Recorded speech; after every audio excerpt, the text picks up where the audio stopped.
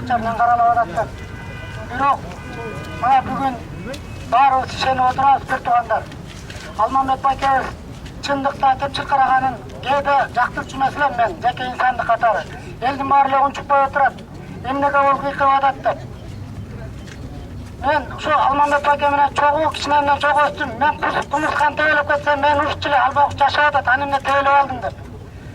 Мен ушу Белизгейт боюнча чыкканда миллион, 20 миллионду жеп дегенде байкемди жек көрдүм эле ичимен. Бул акчанын баарын каяка катып койду деп. Адамдын жеке ичинде ой болот. Мен ошол ой менен агамды жаман көрдүм эле. Мына эми акталып атат. Мен агама дагы бир жолу ишендим. Агамдын ошол чынын билген, ушу кыргыз элиме дагы бир жолу ишендим. Балдап өлөнүңүздөргө мен чын жүрөгүмдөн ыраазычылыгымды билдирем. Чын жүрөгүмдөн ыраазычылыгымды билдирем. Кыргыз элим барбыз. Биз бул алкайды барган элбиз. Биз түгөнгөн сайын түтөгөн сайын күчөгөн элбиз. Мына биздин Атамекен партиясы жана жалпы кыргыз элим ушул биздин саясий бугундук алынып аткан жарандарыбызды ар дайым коргоорубузга чын дилибиз менен ишенебиз. Кыргыз элим силерге рахмат. Эми мына агамды мен ачык айтканга чын ишене баштадым. Ишенем.